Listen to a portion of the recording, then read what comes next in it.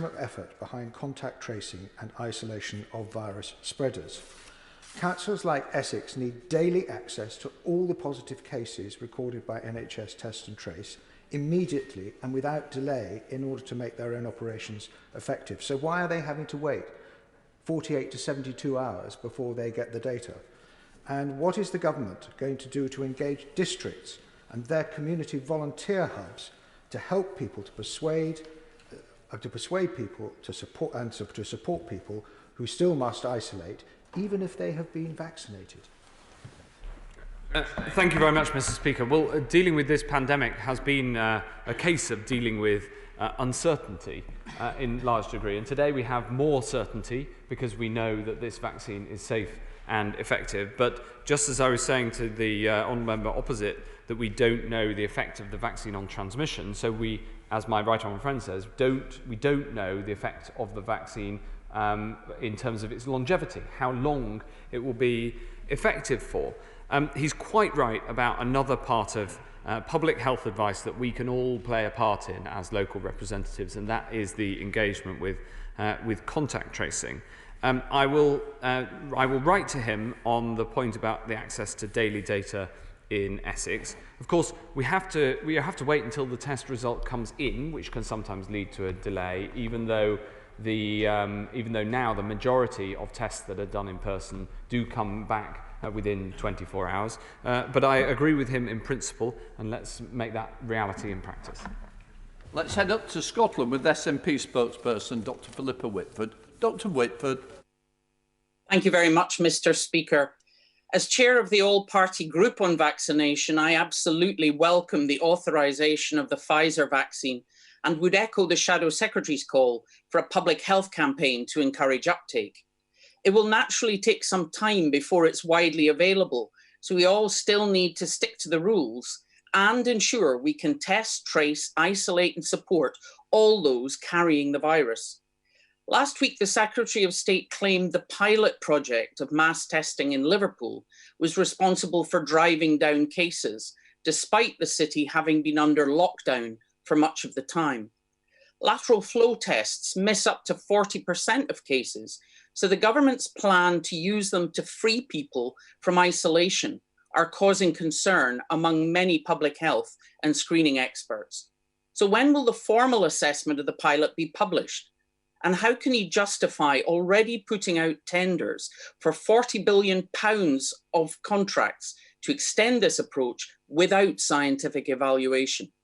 Would it not be better to invest some of this money in getting the traditional test, trace and isolate system working properly?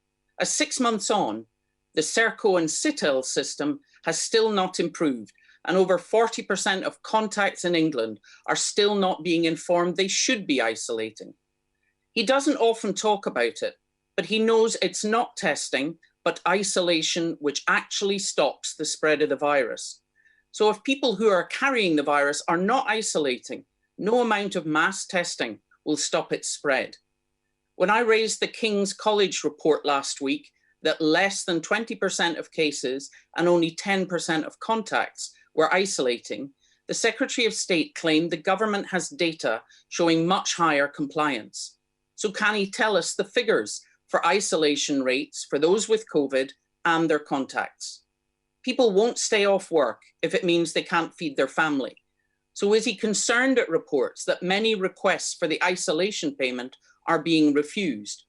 And how will he ensure that those carrying the virus are financially supported to isolate and reduce its spread? Thanks very much. Well, the honourable lady says that I don't talk about contact tracing very much. I was literally answering a question on contact tracing and the previous intervention, Mr. Speaker. I talk of little else. She asks also about the questions. We are publishing further data tomorrow on contact tracing, precisely in response to the question that she asked, and she'll see that the continued improvement of our contact tracing across the country is advancing further, and we'll see that in the. I can't say any more than that because the figures aren't released until tomorrow. She asked about scientific evaluation. Absolutely, we're constantly scientifically evaluating the work that's going on, especially in Liverpool. That's one of the things that the scientists who work as part of my team and who work in NHS Test and Trace and work in Public Health England, that's one of the things they do. It's a matter of constant scientific evaluation, but what we won't do is wait ages after something has finished to then do an overly long evaluation. What we do is we have to evaluate as we're going along, and we have to do that because we're constantly trying to improve the response to this pandemic, and we're constantly trying to learn. And I would urge her to support the approach of constant learning and constant improvement. We're going to have to do that through the rollout of the vaccine too. She shakes her head, but that's how you have to deal with a pandemic in practice. Chair of the Select Committee, Jeremy Hunt. Mr. Speaker, this is a huge personal triumph for the Health Secretary, who has always backed the science, and in choosing and backing on behalf of the country the first vaccine to prove efficacious, he has scored a massive goal for the country. He deserves great credit for that, and it will also have global significance. I was in a meeting with the World Health Organization this morning, who congratulated the UK on being the first country to approve a vaccine, because it will help encourage other countries around the world to approve vaccines faster. I want to ask him, if I may, about something different, which is the plight of people with learning disabilities. He will know that Public Health England say that they are 2 to 4 times more likely to die from COVID. And the news that he's given this morning about people in care homes is tremendously welcome. But people with learning disabilities often feel that they are forgotten, particularly if they're in supported accommodation. And I wonder whether he could redouble his efforts to make sure that they too are able to be reunited with their families ahead of Christmas. Well, my right honourable friend is gracious and kind in what he says. And I welcome the comments from the World Health Organization this morning, who've supported the UK approach and commended, rightly, the MHRA, our independent regulator, who have followed all of the same steps that any regulator, any high-quality regulator would and should and will. But what they've done is done them rapidly and sometimes in parallel instead of one after the other. And that's how we've got to the position of being the first country in the world to have a vaccine that is clinically authorised. It's because the MHRA has done a brilliant job working with Pfizer and BioNTech to make sure the same safety considerations are looked at, but they're looked at in a way that essentially made the process as fast as is feasibly and safely possible. And the WHO has backed that approach, and I think regulators around the world could take a look at the MHRA, and we should all congratulate them. He rightly asks about making sure that we vaccinate those with learning disabilities and offer them vaccination at the right point in the prioritisation. This is an important consideration that I've discussed directly with the JCVI, who take into account the higher mortality of those with any given condition and have done that within the prioritisation that they set out this morning. Age is the single biggest determinant of mortality from coronavirus. That's why age is the predominant factor in the prioritisation, but it's not the only factor. And so that has been considered by the JCVI, and I think it's very important that we accept and follow the JCVI advice as much as is practicable in the delivery and deployment of this vaccine. Munira Wilson. Madam Deputy Speaker, and it is indeed a fantastic day. And could I add my thanks and congratulations to everybody who's been involved in getting us to this point, not just in the UK but worldwide, because this is a great example of global scientific collaboration. Could I pick up the point about batch testing? The Secretary of State mentioned it on the radio this morning and in his statement. Could he clarify that if we signed up to a mutual recognition agreement with the EU, then we wouldn't need to batch test the vaccine again once it arrives in the UK, which could perhaps slow down the process, not least because in terms of having enough qualified persons who can do the batch release testing could be a real challenge. So is he working on a mutual recognition agreement? Thank you very much. Well, we have that mutual recognition agreement in place now. And she's right to point to the global scientific work. work between UK scientists and scientists based in the UK, of course German scientists at BioNTech, the American scientists and the Belgians who are producing and manufacturing this vaccine. It is an approach that has been about people coming together right around the world, and the UK has put more into the global search for a vaccine in cash terms than any other country. Despite our medium size as a nation, we have been the most generous, and I'm really proud of that. Lee Anderson. Thank you, Madam Deputy Speaker. It's great news about the vaccine, and on behalf of the residents of Ashfield and Eastwood, a big thanks to the Health Secretary, the scientists and the pharmaceutical companies. The small businesses in Ashfield and Eastwood have taken a massive financial hit during lockdown, despite doing their very best to be COVID secure. Meanwhile, supermarkets have recorded record profits.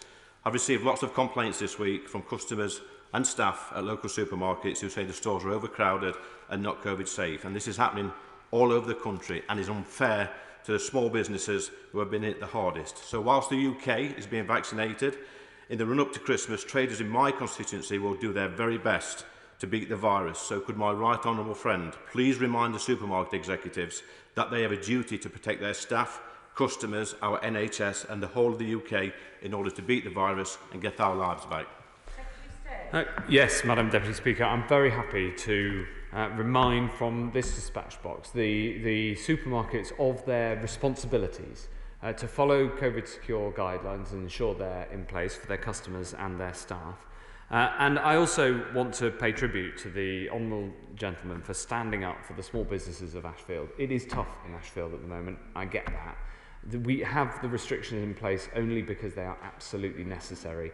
And I know that he understands that, and he's a strong voice for the small businesses of Ashfield and indeed all the residents of Ashfield in this chamber. Jim Shannon. Deputy Speaker, can I also, what a joy it was to see in the news at 7 o'clock this morning the news being broken, and to see the Secretary of State as well. I'd like to put on record my thanks to the Secretary of State and all his team for making this happen, and thank you. Is the Secretary of State aware that there are still those who are unable to access their flu vaccine? What steps have been taken to ensure that the flu vaccine rollout is completed before the Corona programme begins? And what discussions has the Secretary of State had with the Northern Ireland Assembly to provide vaccines, and more importantly, the rollout for our vulnerable and frontline key workers? Thank you. Well, I'm grateful to the honourable gentleman for his kind words, and it has been a big team effort, I echo his thanks to the whole team. On the flu vaccine, we have a further tranche of flu vaccine ready to go, and that's just about to be rolled out.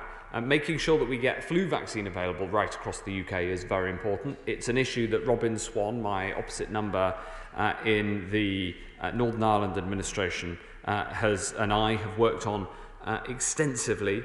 And he is incredibly diligent in ensuring that we get the flu vaccine rolled out to Northern Ireland. There is an interaction between, of course, the massive flu vaccine rollout programme, which the NHS does every year, but this year is bigger than ever, and at the same time having to do a COVID vaccine rollout. We've taken that into account in the plans. And in fact, before the announcement at 6:30 this morning, I was talking to Robin Swan on the phone, which shows how hard-working he is. Raymond Chisley. Madam Deputy Speaker, I thank the Secretary of State for all his hard work and congratulate him, the government and all the scientists on the approval of the vaccine. The Secretary of State will know that Medway and neighbouring Swell, both of which are served by Medway Hospital in my constituency, are currently recording the first and the second highest COVID rates in the country. And parts of Gillingham are recording rates as high as 753 per 100,000 people. I thank the Secretary of State for listening to representations from my local authority and myself and other local MPs for providing military aid assistance on rapid testing to Medway. The Secretary of State also knows Medway has some of the highest health inequalities in the country, and health inequalities are linked to high rates. Will you join me and pay tribute to the fantastic work of the hospital and its staff in helping local residents?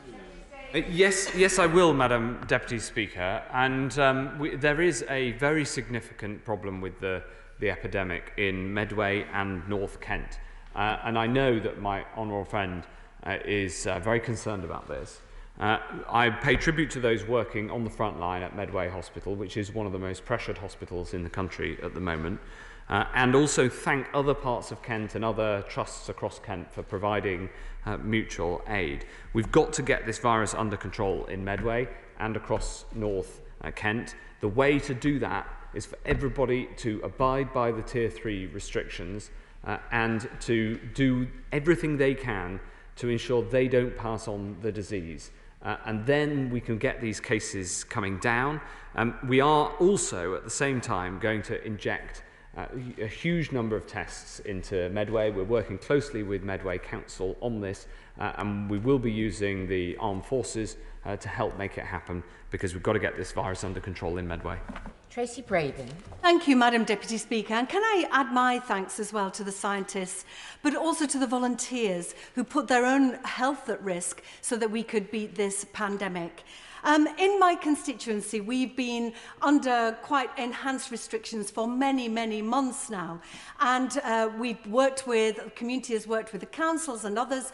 And finally, we've had a drop in infections of 41% in the last week. But we need to go further to get out of restrictions. And part of that is mass testing. So can the Minister clarify my understanding that mass testing, you get £14 per person per head for mass testing, but you don't get those boots on the ground from the army. You get logistical advice and support and not physical help. We can't do mass testing on the cheap. So can the Minister confirm that he will give the resources to the councils? And is mass testing going to roll out before February 2021? Oh yes, Madam Deputy Speaker, mass testing is rolling out as we speak, my team have been working with Kirklees Council to make sure that their enthusiasm for mass testing is matched by the resources that come their way, both in terms of the tests themselves and in terms of the financial support, as she says, £14 per test, and the logistical support from the armed forces. So I think that Kirklees' plans are very advanced. I pay tribute to their leadership and look forward to working with them to make it happen. Order. I do want to be able to get everybody in, but we are getting a little behind schedule. So I would ask for succinct questions. Thank you. Goga Mahindra. Thank you, Madam Deputy Speaker. Can I firstly congratulate the Secretary of State and our government for the brilliant work they've done in making sure that we were the first country in the world to have a vaccination approved. I think it's worth repeating, Secretary of State, if you may, the criteria and the pecking order to do with the 800,000 doses.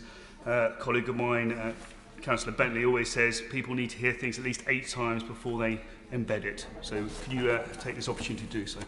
Yes. Absolutely. Look, we will follow a clinical prioritisation according to need, and that starts with those who are resident in care homes and their carers and the over 80s and NHS staff, and then essentially comes down the age range, including those who are clinically extremely vulnerable. We know, sadly, through the experience of the last 9 months, 10 months, who is most likely to die of COVID, and they're the people who we'll try to get to first. Stephen Doughty. Thank you, Madam Deputy Speaker. This is hugely welcome news, and can I also pay tribute, as well as to the scientists, to all the teams in our local health boards who are preparing to deliver this vaccine, in particular Cardiff and Vale Health Board, Fiona Kinghorn and her team, and the armed forces who've been involved in this process as well. They've absolutely done an incredible job over the last few weeks to be ready for this delivery. But the Secretary of State said, crucially, this is a UK-wide effort. Can he give that cast iron guarantee that this tranche of vaccines, but also future tranches, will be available on a completely equitable basis across the United Kingdom, so we can bear down on this virus in every part of our country? Yes, I can give that assurance. And can I join him in thanking the volunteers, who I should have thanked in response to an earlier question, and also thank in advance everybody in the NHS who's going to be involved in this rollout. It's going to be a mammoth effort. People are going to be working really hard this winter, when people already work hard during winter in the NHS, and I'm sure that the whole House is very grateful to them. Greg Clark. Thank you very much, Madam Deputy Speaker. Can I join the Secretary of State in thanking for the brilliance and hard work the scientists that were involved in this major breakthrough, and can I join my right honourable friend in paying a personal tribute to the Secretary of State, who has been tenacious, positive and energetic right throughout this. Yeah. And the fact that we're the first in the world, a lot of that is down to him. Yeah. We need to keep the virus suppressed during the months ahead.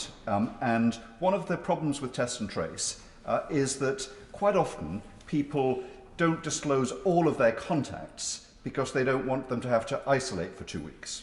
Now, Sir John Bell, whom I know the Secretary of State admires as much as I do, he suggests that if we subject people who are isolated to 2 tests, and if they're both negative, they should be released, he thinks that will safely encourage people to share their contacts and suppress the spread of the virus. He's moved heaven and earth on vaccination. Will he do this for test and release? Well, it's a great day for science, and it's a great day to be chair of the Science Committee, I would have thought. I'm grateful to what my right honourable friend said, which was very generous. On the point about repeat testing instead of isolation for contacts, that is something that we're trialling right now, and I hope that we can make significant progress on it in the weeks ahead. We now go to Geraint Davis.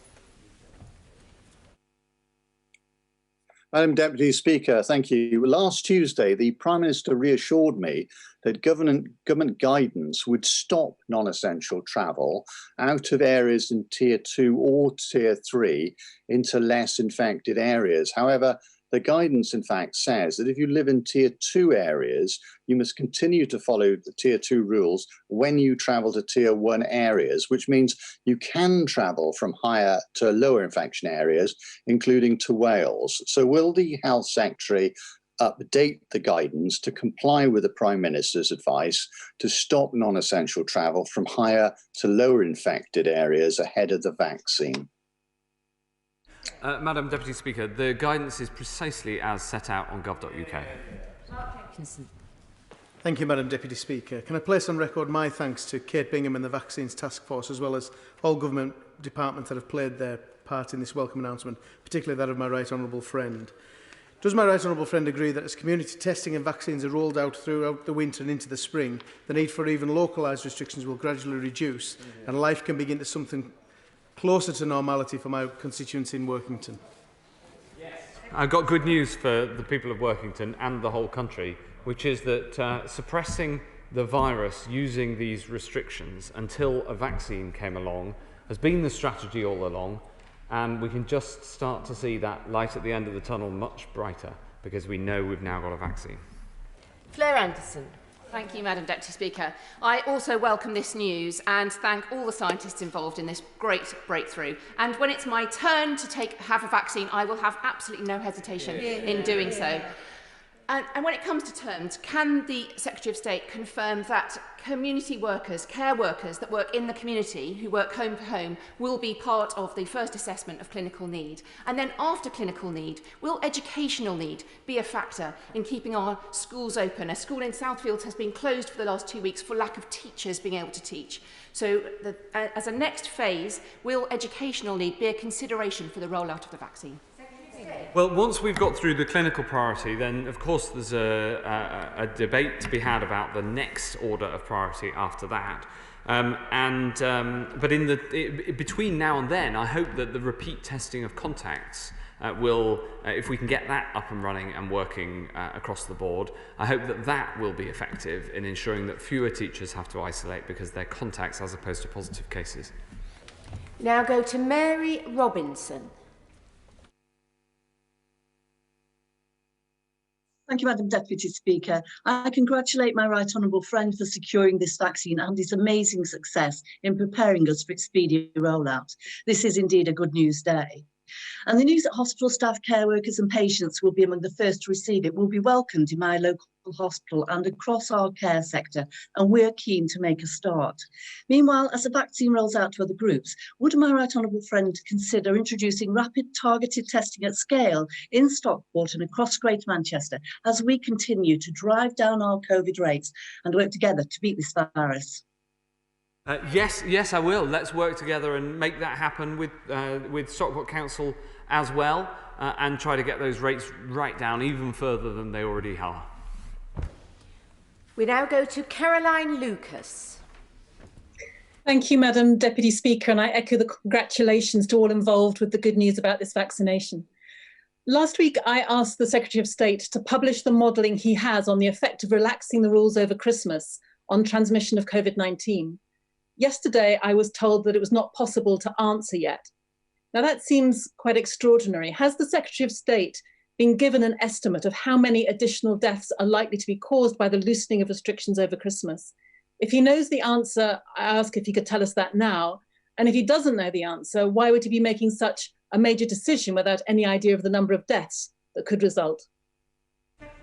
Thank you very much, Madam Deputy Speaker. We have to make judgments based on what is right and balancing the different considerations that you have to take into account, including the yearning that many, many people have to come together at Christmas and try to find a balanced way through. We did that working with the devolved authorities, and I'm very glad that we came to a UK-wide approach to Christmas, taking into account all the considerations that were necessary.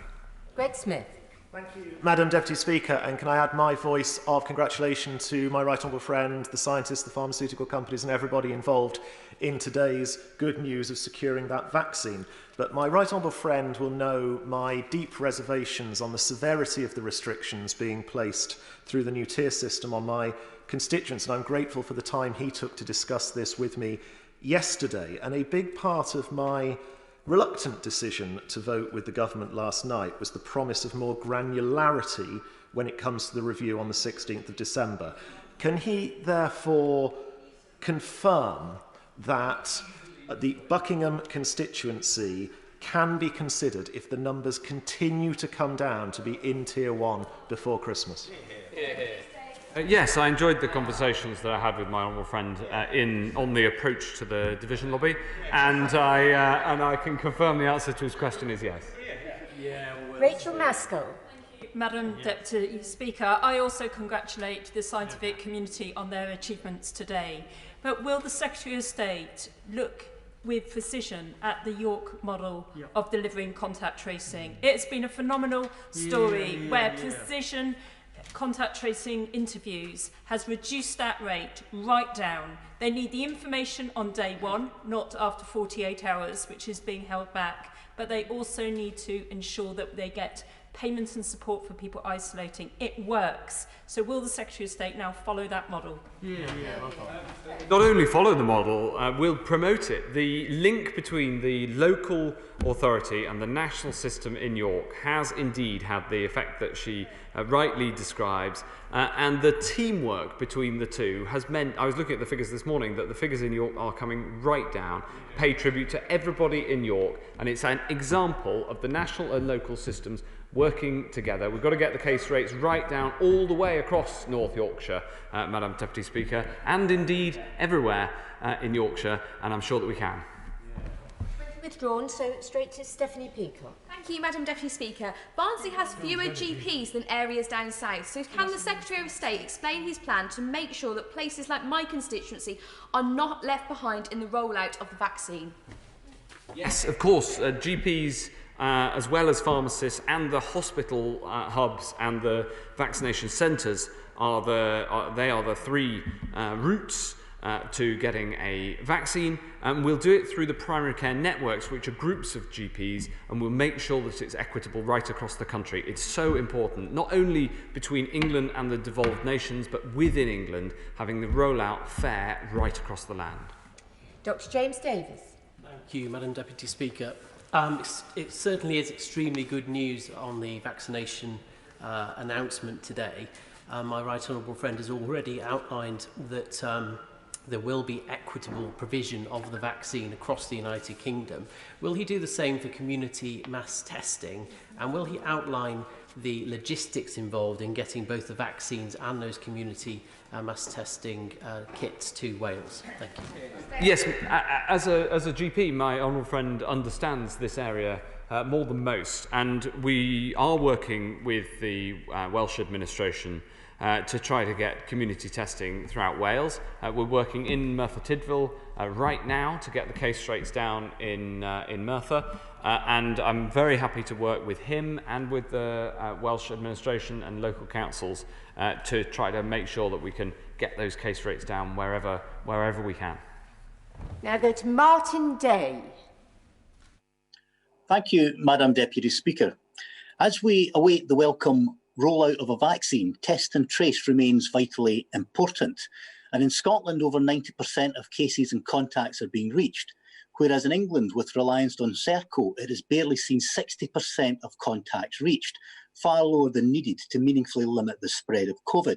So can the Minister advise what clauses are within the contracts regarding this failure to deliver, and what is he going to do about it? I would just gently advise him and other SNP members not to try to make this comparison, because I've looked into this in some detail when somebody else raised it, and it turns out that the figures are only comparable if you strip out finding the contacts in places where it's easy to get the contacts like care homes, because everybody who lives there you can easily account for. And so comparing apples and pears like this is not sensible, it's not right, and trying to drive a wedge between the public and private elements of the provision of this system, which, by the way, they have in Scotland as well, I think that's a mistake. Thank you, Madam Deputy Speaker. I would also like to thank everyone involved in today's good news from North Devon. And my right honourable friend will know that the Nightingale in Exeter has now opened, but he will also know that we are seeing a large number of NHS staff absences across Devon. Can my right honourable friend assure me that the government is doing everything it can to keep staff safe and ensure we have enough staff to keep all hospitals in Devon running as they should? Madam Deputy Speaker, my honourable friend is quite right to raise this important issue. And I'm glad to say that we have more staff working in the NHS in Devon over the last year, and we've increased the number of nurses nationally by over 14,000, but there are also those absent because of COVID. I hope that regular testing will help to bring this number down, and then, of course, there's the vaccine, which I hope will solve this problem once and for all. Ben Bradshaw. Much disappointment in Devon that we were put in Tier 2, although our rates are only 80 per 100,000 and coming down. So can you spell out exactly what has to happen in Devon over the next 2 weeks for us to move into Tier 1? And if this success, the phenomenal success of the York model in virtually eradicating COVID in York, is for the reasons he suggests, why isn't that being done elsewhere? Well, we're very happy to work with Devon Council if they want to come forward for that sort of model. We're constantly learning from around the country, and these the local national partnerships actually often bring lessons because people have chosen to do things slightly differently in a local area, and we can all learn from that. What I'd say about Devon coming into Tier 1, Devon, of course, it does have lower rates than many places. It isn't the lowest area in Tier 2. That honour belongs to my own county of Suffolk. There are elevated numbers of cases in some parts of Devon, and what I would urge everybody in Devon to do to get into Tier 1 is to abide by the Tier 2 rules, and more than that, to take personal responsibility to do all they can to reduce the spread of the virus. Dr. Andrew Morrison. Well done to everybody involved with this triumph. I share the Secretary of State's concern over vaccine hesitancy, and he's right to say that everyone in this House has a duty to try to dispel it. Does he agree with me that had this House not taken the decision on the 16th of October to empower the nimble MHRA and leave regulation instead to the European Medicines Agency until the 31st of December, he would not be in the happy position that he's in today? Yes, I'm very glad that we changed the law to allow the MHRA to make this authorisation on UK terms. This House voted unanimously to do that. Well, we didn't even have a vote. It went through without one. And I'm really glad that we were able to do that. And I just want to thank my right honourable friend for his support and encouragement throughout this. It's been a very, very long year as Health Secretary, and I really appreciate his support. Toby Perkins. Thank you, Madam Deputy Speaker. The Health Secretary spoke about learning lessons and continuing to improve the system. My partner's daughter is currently self-isolating because someone in her class at school has got coronavirus. She comes home and lives with her sister, who's still expected to go to school. Surely a world-class testing system would be testing everyone in the bubble who's been sent home so that their immediate family could be either identify that they have got the virus or and take appropriate action or not. Is there any more that can be done to actually improve this so that people like my partner and many other parents at Hollymoorside School will be able to take the necessary steps? Yes. We're piloting exactly that idea in, I think, 8 schools right now, and I hope to be able to roll it out once we've learnt from those pilots. We now go to Carl McCartney. Thank you, Deputy Speaker. And my right honourable friend will be aware that Lincoln has a high student population, something I'm very proud of, and our 2 universities are highly regarded. Quite a number of constituents have contacted me regarding the potential increase in cases when students return in January. What steps is my right honourable friend taking to support universities with this, and what further steps can be taken to support students who have to isolate, as often they are far away from loved ones who can support them in shopping, etc. And as a government, we must do all we can to ensure education continues as normal. Yes, he's absolutely right. And just as students go home for Christmas, we're able to use the massive testing capacity that we've built up to ensure that they can go home safely.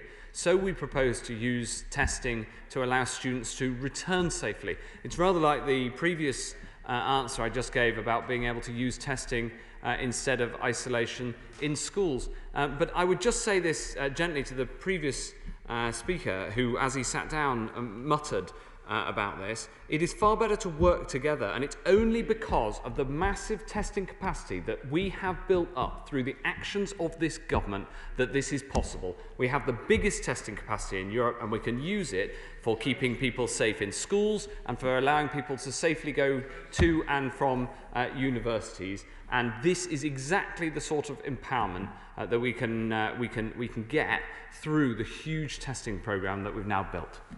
Liz Twist. Thank you, Madam Deputy Speaker.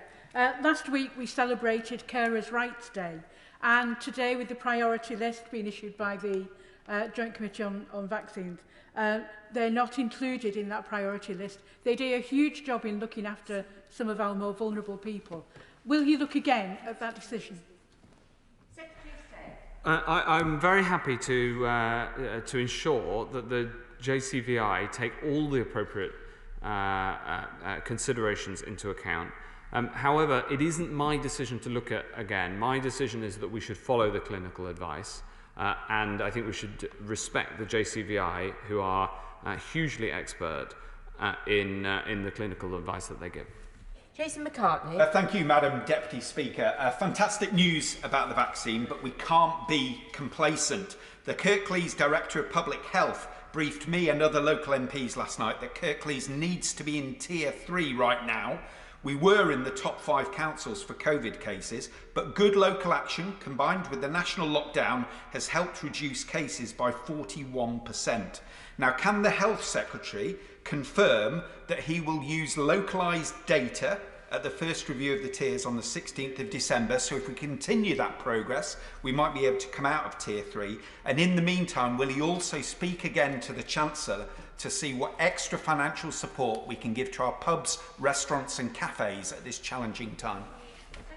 Yes, well, of course, the Prime Minister announced extra funding for wet pubs yesterday. I'm very happy to have a further discussion on that matter, but I would also pay tribute to Kirklees, the people who live in Kirklees, and my honourable friends' constituents, because it has been tough and it's been a long time, and these measures have been in place for longer than almost anywhere else in the country, and these rates are now really coming down, and everybody should be very grateful for that. Kevin Jones. Mr. Speaker, the Secretary of State talks a lot about partnership at local level, and 2 weeks ago his department contacted the local public health directors and asked them to draw up plans for care home testing. Last week, his department sent out a letter directly to care homes, bypassing those local directors of public health, to introduce testing at those care homes. Can I ask why the approach was changed? And also, can he explain how the testing that's going to take place in local care homes, the data that got from that, how is it going to be fed through to local directors of public health to do local tracing? Well, it is very important that that tracing happens, and the data, as he knows, is fed through to councils where that data agreement has been put in place. And I think the best approach is for councils and the national system to work well together. Andrew Griffith.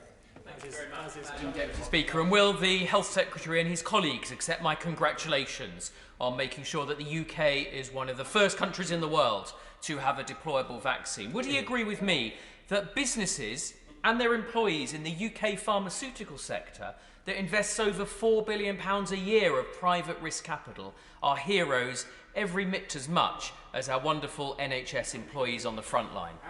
Absolutely, Madam Deputy Speaker. And this, the point that my honourable friend has made gives a lie to this idea that you should somehow split off public and private.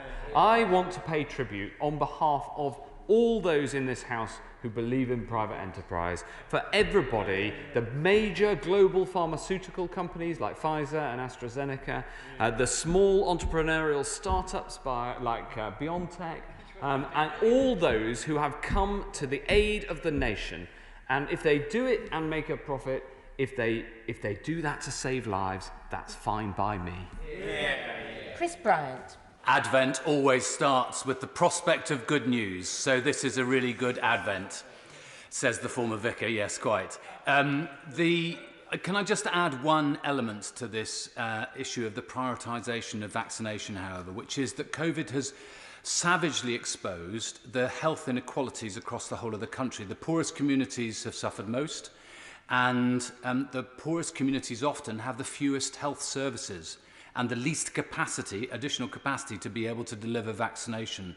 So as part of the mix, can we just make sure that equality, real equity across the whole of the country means that the poorest communities may need additional support?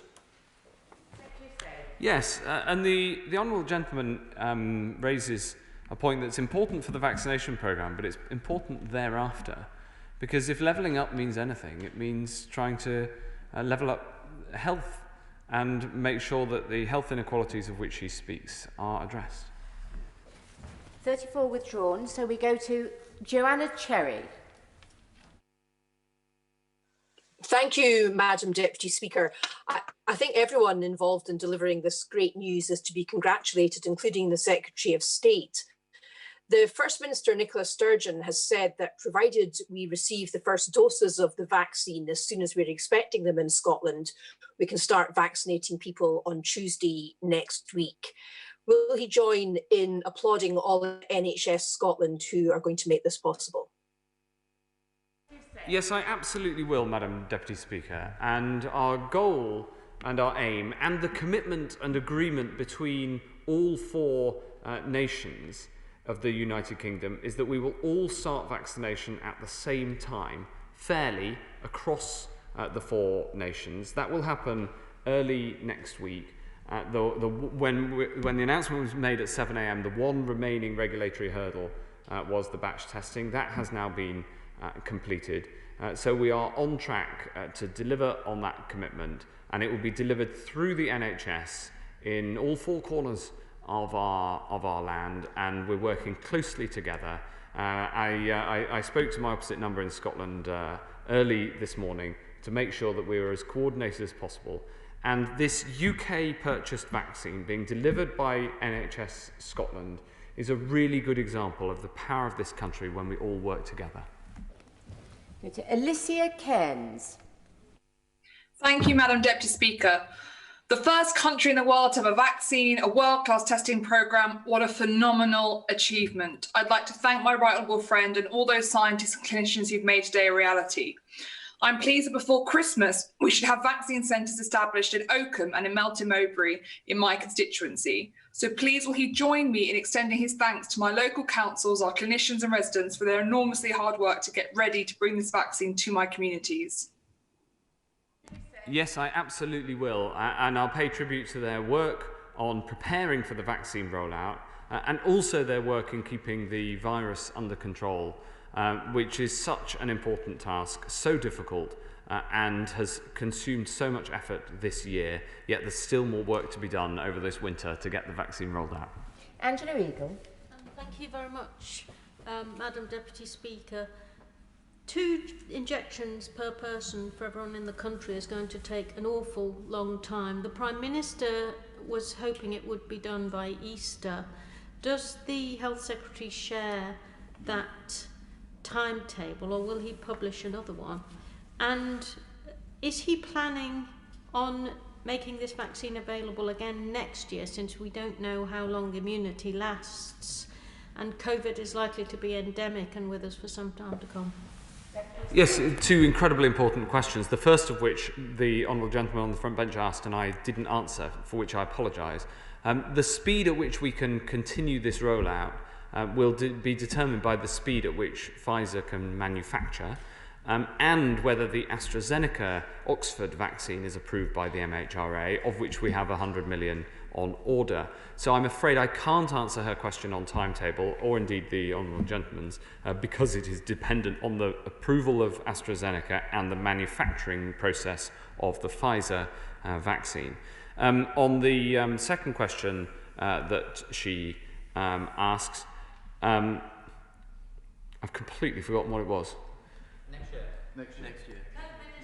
Next year, yes. If this vaccine is only short term, one of the reasons that we have 357 million doses from 7 different vaccines is to be able to vaccinate another further doses if that's needed in due course, and whether that's through a reprocurement of one of the existing vaccines or by switching to a different vaccine if that is clinically appropriate. That is absolutely part of the potential future plans that we have under consideration, but it's too early to know the answer to that question as well.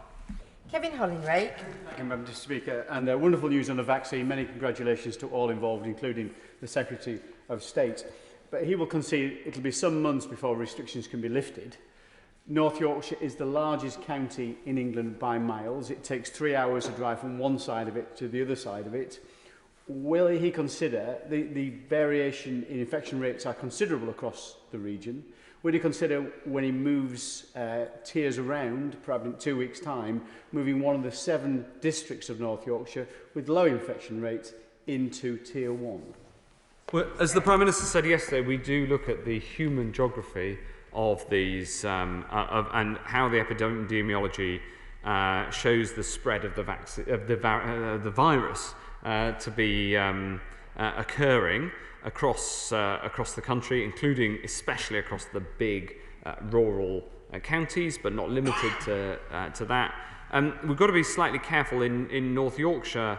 One of the challenged areas is Scarborough, where the case rates are elevated. I appreciate that is a long way from my honourable friend's patch, but it is so we do look at it at that granular level and make decisions on that basis. But the decision to put the whole of North Yorkshire into Tier 2 was taken actually looking at each part of North Yorkshire and on its merits in each part. We now go to Margaret Greenwood. Thank you, Madam Deputy Speaker. Dr De Grucci, the President of the Association of Directors of Public Health, has said that it is completely incomprehensible that the government is not increasing the public health grant to local authorities for next year. She spoke of the importance of learning the lessons of how existing health inequalities have driven and exacerbated the impact of Covid-19, addressing the socio-economic determinants of health and giving public health teams the resources that they need to both continue the fight against Covid-19 and the longer term. So will the Secretary of State pay heed to this message, and will he call on the Chancellor to give local public health teams the funding that they need? Madam Deputy Speaker, we are increasing the public health grant next year, and also the public health grant is but one part of the massive overall investment in public health that we've made this year, and that we will of course have to continue to make next year as we get this virus under control. Last question, Sarah Bricklin. Thank you, Madam Deputy Speaker. The news this morning about the vaccines gives my constituents of Hyndburn and Haslingden that light at the end of a very dark, dark tunnel. And the announcement on care homes is genuinely brilliant news and is something that I've pushed for as a Secretary of State, will know, both in and out of this chamber. But as has been mentioned, mass testing is also a vital part in our fight against coronavirus. So can the Secretary of State confirm when this will be rolled out in Tier 3 areas such as Hyndburn and Haslingden, so that we can continue to get our rate down and get our brilliant hospitality sector up again? My honourable friend is right. The candle of hope is burning brighter today. And on the mass testing that she is so enthusiastic about, I can tell her that this morning, when I asked my officials to ensure that the community testing programme that's being developed for Hyndburn is advanced as quickly as possible, they told me that they'd been told of the need for this by so many people, and so many people had been lobbied by the Honourable Lady, that it was already in hand. And I suppose, Madam Deputy Speaker, that goes to show, just how vociferous my honourable friend is in fighting for the people of Hyndburn. Order. Thank you. 3-minute suspension for Keeley.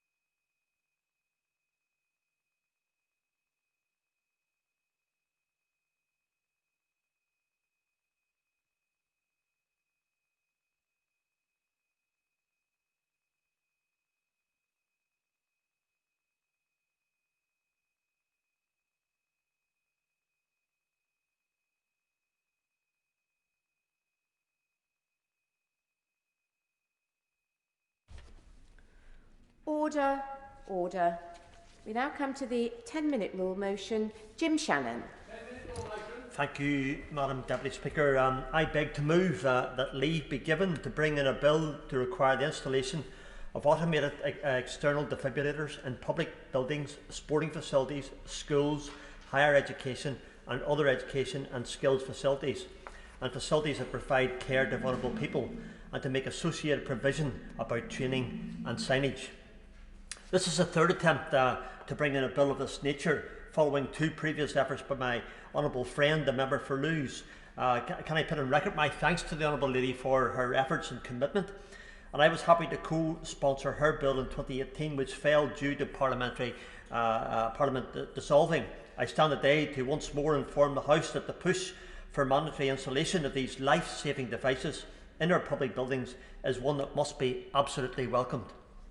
As a member for Strangford in Northern Ireland, I feel it is right that I take this opportunity today to present this bill because the defibrillator, of course, was invented by Professor Frank Partridge, who was born in Hillsborough in the constituency of my right honourable friend for Lagan Valley, and he pioneered the AED, or the portable defibrillator, at the Royal Victoria Hospital in Belfast in collaboration with the British Heart Foundation. Behind this bill lies stories of tragedy and triumph, and these stories must be shared because they have happened across the whole of the community. In December 2019, I met Mark King, whose son Oliver died in March 2011 from a cardiac arrest while taking part in a swimming race. Oliver was 12 years old, an outstanding young athlete and a very much loved little boy who unfortunately had a hidden heart condition, and had a defibrillator been quickly available, his chances of survival would have been so much greater, and it's possible he would have been here to celebrate his 21st birthday back in January of this year. It is because the defibrillator was not available, because it is still not mandatory for any building to have one, that Oliver's death inspired his daddy, Mark King, to set up the Oliver King Foundation, which has worked since 2012 to save as many lives as possible through raising awareness of the importance of public access to defibrillators. The Foundation has to date placed 4,500 AEDs in schools and organisations across the United Kingdom, trained 70,000 staff in AED awareness, and over 47 lives have since been saved by the defibrillators that the Foundation have placed. This has been achieved through effort born from heartbreak. As a government, it is time we removed this burden from their shoulders and require that mandatory installation of AEDs be Oliver King's legacy. Members may not be aware that 270 children die across the United Kingdom of Great Britain and Northern Ireland each year from hidden heart conditions, that many have died in school settings and sports fields, and these places are where defibrillators need to be. They need to be there not simply because someone has fundraised in their community, but because they are required to be, and that is the reason for this bill. When a defibrillator is available, it can mean the difference between life and death. A member of my office staff is a volunteer with St John's Ambulance and assisted at an incident where a young boy had collapsed outside his school. He had no heartbeat. The school had a defibrillator on site, and she assisted a trained staff member as this child, lying on the cold ground in his school uniform, was revived in the third cycle by a combination of a defibrillator and CPR. So that when paramedics arrived, they were met with a living child instead of a scene of unspeakable heartbreak. I'm happy to say that this child recovered and eventually returned to school, but you can imagine how it had been for his daddy, who was there, trying to reassure his wife over the phone. The heart must be restarted within 3 minutes. Now, how different it could have been if no defibrillator had been available. I remember very well, Madam Deputy Speaker, when a man collapsed in my own constituency while watching a game of football on the grounds of Portavogie Football Club. He had gone into cardiac arrest when a defibrillator was brought from the clubhouse just a few metres away and applied to him, and on the fourth cycle he began to breathe. This man is alive today because a defibrillator was at his side in seconds, and that is what is so important, that this small machine can restore life, and the benefit is that anyone can use one because once you open it, its audio instructions tell you exactly what to do. The purpose of this bill is to increase the rates of survival from cardiac arrest by making public access to a defibrillator as quick as possible, because seconds count when the heart stops beating. There are many reasons why a heart suddenly stops working, and this can happen to anyone, even the very young. It's a fact that sudden cardiac death kills 12 people aged 35 and under each week across Northern Ireland and the United Kingdom. And many of these young people who die are involved in physical activities when it happens. While these incidents are indiscriminate, the availability of defibrillators should not be. Of the 30,000 out-of-hospital cardiac arrests across Northern Ireland and the United Kingdom each year, the overall survival rate is a shocking 1 in 10, and it's estimated that public access defibrillators are used in less than 5% of these incidents. So we all should agree and would agree that these are sad statistics. Well, here's an even sadder statistic. There's one that needs mentioned. The British Heart Foundation has reported, and I say this very, very gently, that women are less likely to be given CPR or defibrillation from bystanders than men if they suffer out-of-hospital cardiac arrest in a public place. 68% of women will receive assistance compared to 77% of men, which means that women are less likely to survive even if a defibrillator is readily available, because bystanders are afraid that they might be inappropriately touching the lady.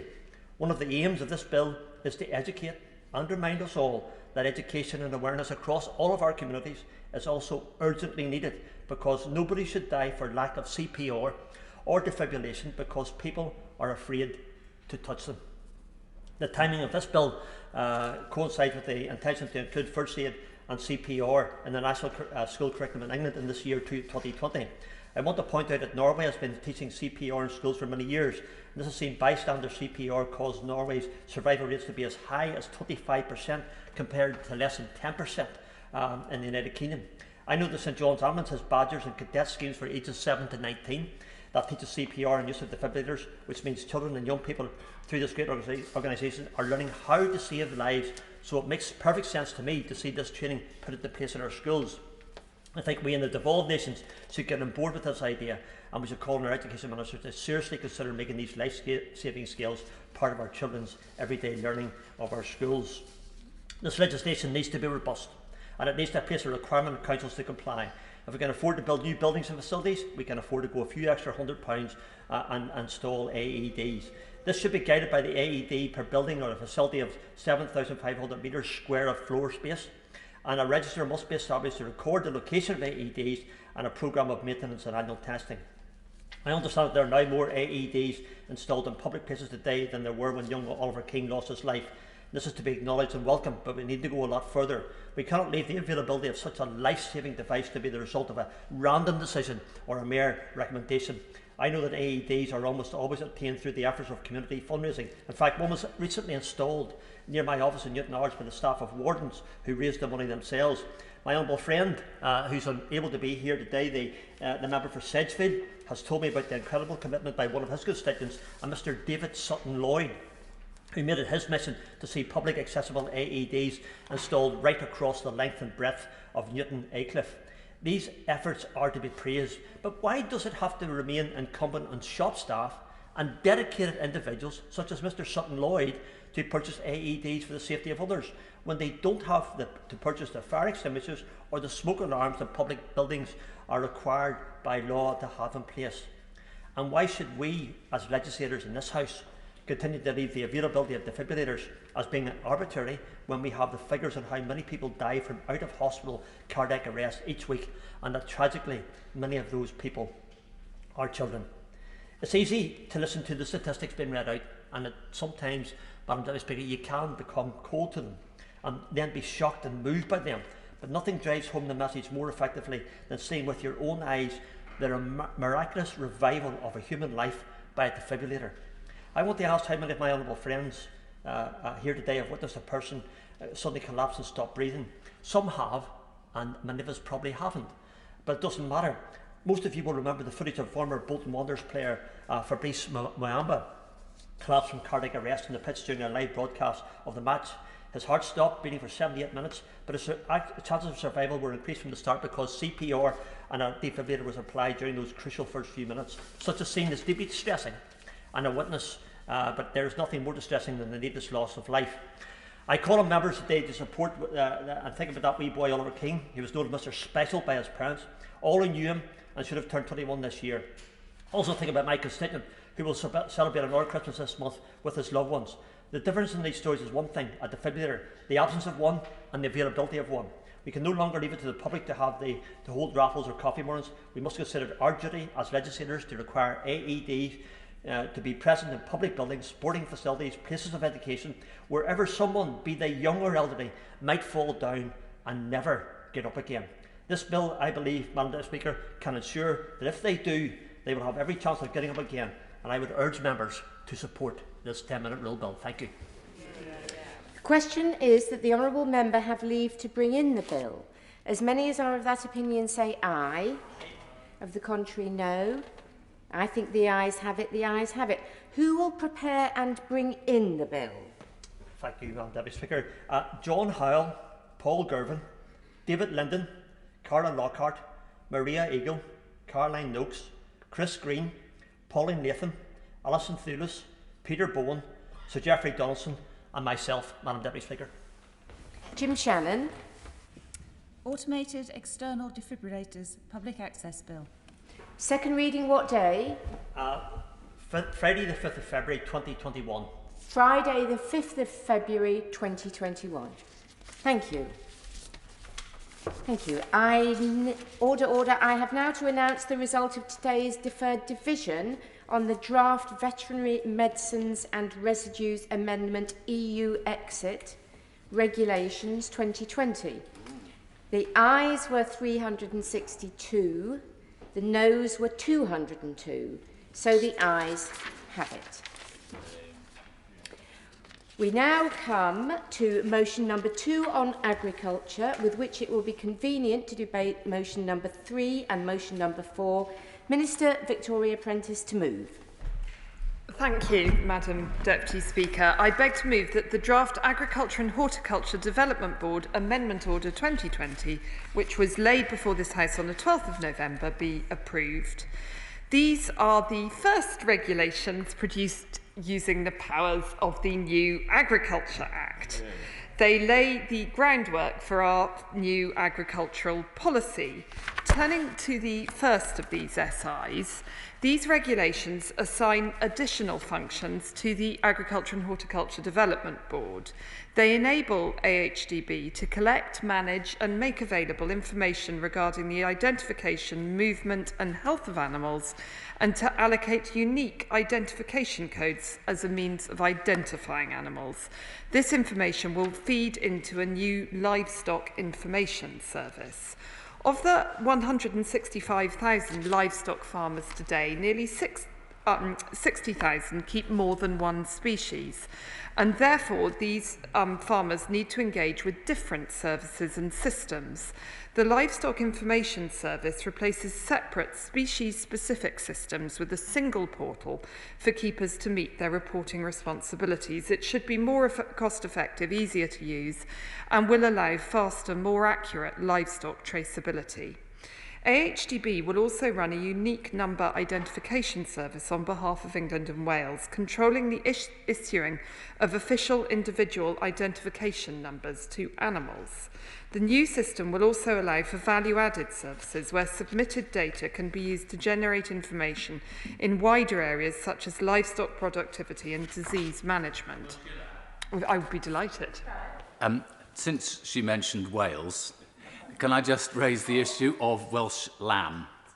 Because obviously if sheep are already pregnant for next year's flock, and we hope that the Welsh hills will be frolicking with lambs, or the lambs will be frolicking all over the hills in the springtime. But the real worry for many Welsh farmers is that they won't be able to sell their product in the rest of the European Union. What plans has the government put in place already to deal with that eventuality if 50% of the product which is presently goes to the European Union is not able to be sold? Minister. Well, it's a delight to take an intervention from the honourable gentleman, though I have to say it is not absolutely on point with this SI, but it's always a delight to talk about Welsh lamb. And I am still very hopeful that we will get a zero tariff deal with the European Union, and that would be a good outcome for Welsh lamb. If, in the event that we do not get such a deal, the honourable gentleman knows, I hope, that over previous planning for no-deal exit, we have worked up various schemes, and I would like to assure the honourable gentleman that I'm sure, if needed, those can be got out and worked up once again. Turning back, if I may, to these SIs, this new traceability system, which will be available for sheep in the future, will allow us better to manage disease, which is what we're talking about. We're not, in fact, talking about deals or no deals at the moment. We're talking about management of disease of lambs, Welsh or otherwise, and it should also enable us to protect human health, giving confidence to trading partners, with whom we hope we'll be able to trade, and will enable better use of data to manage on-farm productivity and efficiency. Turning now to the direct payments SI, the legislation governing direct payment schemes contains financial ceilings which are used to calculate direct payments to farmers. However, the legislation only includes financial ceilings up to and including the 2020 claim year. These regulations specify how the Secretary of State will set financial ceilings for England beyond the end of this year. These regulations also make minor changes to ensure the schemes continue to work effectively in England beyond 2020. This includes replacing dates specific to the 2020 scheme year with equivalent dates which are not year-specific. The regulations also remove rules which are not relevant to England, such as those relating to voluntary coupled support. No substantive policy changes are made by these regulations. They ensure the continuity of direct payments in England beyond the end of this year and are largely technical. Farmers will see no change on the ground as a result of them. The government remains committed to beginning to phase out direct payments from 2021 as part of its ambitious agricultural reforms in England. We will bring forward separate legislation to make these changes. Direct payment schemes fall within devolved competence. The DAs plan to make their own legislation in relation to direct payment schemes in their own territories. Turning now to the WTO SI, the World Trade Organization's Agreement on Agriculture divides domestic support into green, blue or amber, depending on the support's potential to distort trade. Under the agreement, each country must limit the amount of trade-distorting amber box domestic support given to agricultural producers. The UK's overall amber box spend limit remains unchanged after EU exit. These regulations specify the amount of amber box payments that may be given in each country of the UK. These limits have been set at a level that will not constrain policy choices, meaning that there should be no impact on farmers. The regulations also outline the procedure for classifying such schemes and permit the Secretary of State to request information from the DAs where this is needed to enable the UK to satisfy its obligations under the Agreement on Agriculture. In total, Madam Deputy Speaker, these statutory instruments implement provisions provided for by the Agriculture Act. In the case of direct payments, they provide important and necessary continuity for farmers. I urge members to agree to these regulations, which I commend to the House. The question is, as on the order paper, Shadow Minister Daniel Zeitler. Thank you very much, Madam Deputy Speaker. It's a pleasure to be here and to speak to these instruments, and they are indeed an eclectic mix of instruments, and I should say at the outset that we will not be opposing them, particularly on the Agricultural and Horticultural Development Board. Can I say something positive about them? I know they're not always supported throughout the sector, but my experience has been very positive, and I think they do very, very valuable work. And on livestock movement, we know how critical a tracing system is. We only have to look back to some of the awful experiences with foot and mouth back in 1967, in 2001, and indeed the lessons learned by 2007. We only have to think about bovine TB and I fear African swine fever, which is currently moving across Europe. And I'd like to just say at this point, Madam Deputy Speaker, that with the worrying developments around avian flu, which is a different issue, can I say that from this side of the House we'll do everything we can to work with the government to tackle that. Could I also just make reference to my honourable friend, the member for Rhondda, who's sitting there patiently. And I might suggest that there was a suggestion, of course, from the Secretary of State as to what should be done in these circumstances, which I think was rather unhelpfully a suggestion to switch to beef. And I suspect that will not satisfy the honourable member. He may wish to intervene.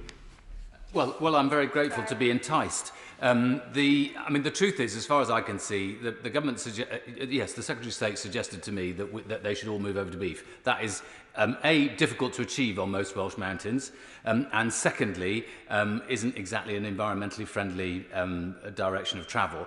But more importantly, did my friend, my honourable friend, catch the intimation from the Minister that if this produce is not going to be able to be sold because of tariffs within the European Union, then basically all that additional produce is just going to be burnt? Well, I'm grateful for the intervention, and obviously this is possibly not the place to have this debate, but he's right to raise it. The Minister, I think, will have the opportunity to respond later, but of course we're also seeing the problems with wool as well. So it's a troubled time for people, and obviously we hope that we do end up without tariffs, because that would be a much better outcome. Turning to the instrument, very happy to give way. Thank you for giving way. And very clearly these rules, as the Minister set out, are specific to England, but the Shadow Minister referred to the movement of cattle and sheep in the United Kingdom mainland, but he will know, as we know, that movement of traffic is from Northern Ireland to the mainland and to and froing. Does he feel that when it comes to the movement of any animals, that there's a need to have the continuity of the payment scheme, and also the flexibility to be able to move cattle and sheep both north-south in Northern Ireland to the Republic of Ireland, but also from Northern Ireland to Scotland and also to England and Wales? The honourable member tempts me further and further away from the instrument, and I can assure him that I will be coming to some of those points, because it is obviously very key that we resolve these issues of movement within the island of Ireland, and they are indeed complicated and very pressing for many, many people. But we're told this instrument does not relate to withdrawal from the European Union, which is a welcome relief, I suspect, given the number of instruments we have been discussing in recent weeks. And it does indeed come from the newly passed Agriculture Act. And as I say, it does make for provisions for better traceability. It was noted as an instrument of interest by the Secondary Legislation Scrutiny Committee. And the Minister has outlined many of the proposals, so I won't repeat all of it. I think the proposal set up by the AHDB, a new livestock information service system, is important. It will provide a multi-species traceability system, and DEFRA tell us that it will enable the Department and the Animal and Plant Health Agency to trace all livestock movements through a single, more efficient system, which would be very, very welcome, because livestock are currently identified through 3 separate livestock traceability systems, one for cattle, one covering sheep and goats, and one for pigs. The service is introduced over the last 2 decades as various pieces of EU legislation came into force. And as the Minister said, as the existing systems are species-specific, keepers with more than one species of livestock need to switch between databases. And the existing systems are also designed to collect rather than to share data, and extraordinarily are paper-based. I'm told that AHDB will also run a unique number identification service on behalf of England and Wales, which controls the issuing of official individual identification numbers to animals. The Scottish Government and Department of Agriculture, Environment and Rural Affairs in Northern Ireland have noted they'll be operating their own systems for issuing identification numbers to animals. The service will operate in England, but as has been said, as animals can and do move across borders, this instrument applies across the UK, so that AHDB may handle data on animal movements from traceability systems outside of England where necessary, to allow a complete picture of animal traceability. And further collective work involving all 4 administrations is aiming to agree a UK view of key data to support traceability. As I said, AHDB has established that subsidiary company, Livestock Information Limited, to carry out the services on behalf of AHDB and DEFRA. And the estimated cost, we're told, is £32 million over 3 years, and we're told the projected monetised net benefit over a 10-year appraisal method is conservatively placed at 30 million. And AHDB say that improved traceability data will, however, enable a range of other benefits, including reducing the impact of endemic diseases, increasing our ability to act quickly and proportionally in the event of an exotic disease outbreak, and improving livestock business productivity. So there is the instrument. Some questions that follow from that, though.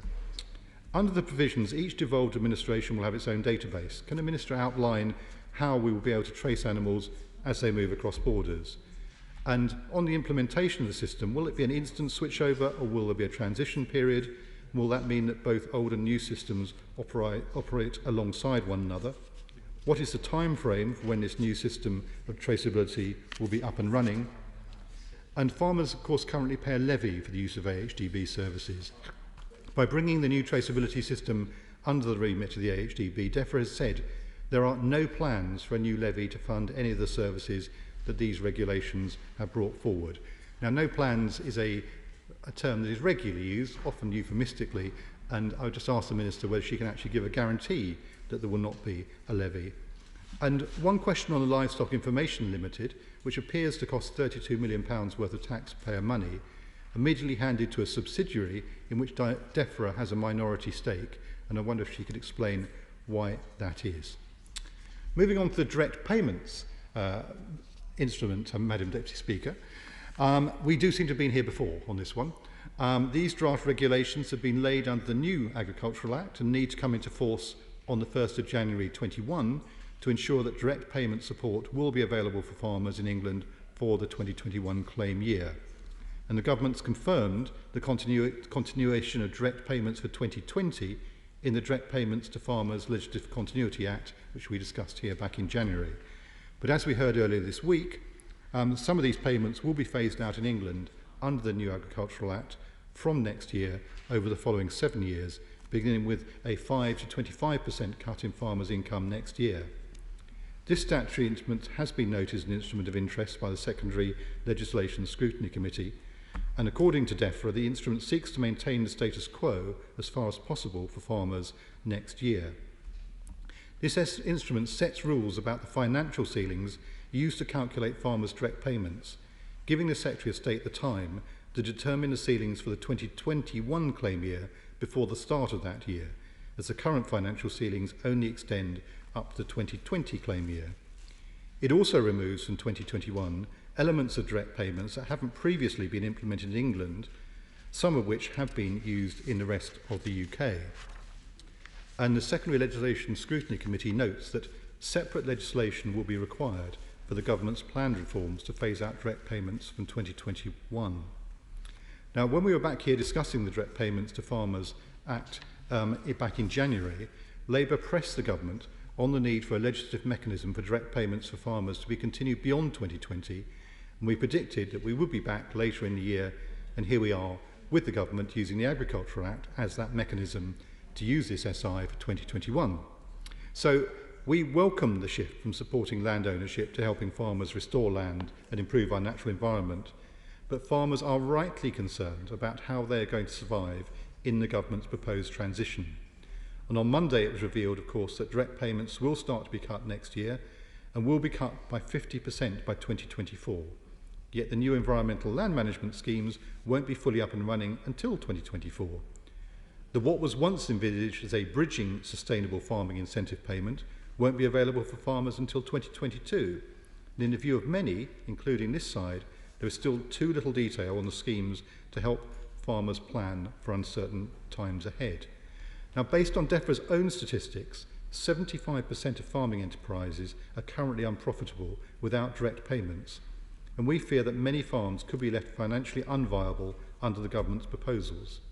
A recent survey of landowners and farmers by the Country Landowners Association has found high levels of concern about the implementation of the new ELM schemes, 76% fearing that payments will not be sufficient, and 57% thinking that administration will be poor. And the Rural Payments Agency, which will be administering new payment schemes, which we all know has had a troubled history, although improved in recent times, there remain real doubts about the capacity to deliver new systems. Today, the good news this morning was that the United Kingdom is the first country that allowed one of the vaccine candidates for emergency use in their country, and hoping to start roll out of vaccination next week. So, Mike, Maria, I thought maybe it's good to start with this good news today and to share your opinion about it with our viewers. Well, yeah, I can start. Thanks, Pam, for having us on this platform. I think what you've pointed out is the main thing I want to say. Like, this is just great news, really promising news about vaccines and vaccination against COVID-19. And I think, as you put it, every day we're learning more and more positive news about vaccines that are showing promising results from the phase 3 trials. And it's great that we have more than one that is showing some promise. And we have countries that are putting it through the regulatory process and the approval process. And we're moving one step closer to the possibility of vaccinating individuals. There's a ton of work that's going on in this space. Not only the development of the clinical trials themselves, but also getting countries ready for vaccination. And I think that's just really positive. It adds hope and a light at the end of the tunnel for all of us. Having said that, I would be remiss if I didn't mention all of the tools that we have right now that are really showing positive impacts for controlling the spread. So we do have incredible tools that we have now. And I do want to give a little shout out to Marie Gang Shale, who made an amazing video from our Facebook last week. So thank you so much for doing this. He made a video of the toolkit that I was talking about last week. And I was just so impressed with it and touched by it, because we really try to talk about ways in which people can be empowered and feel like they have tools. And he made a lovely video. He made a lovely video of Mike also. Anyway, I love those videos coming, and we, as you know, try to communicate.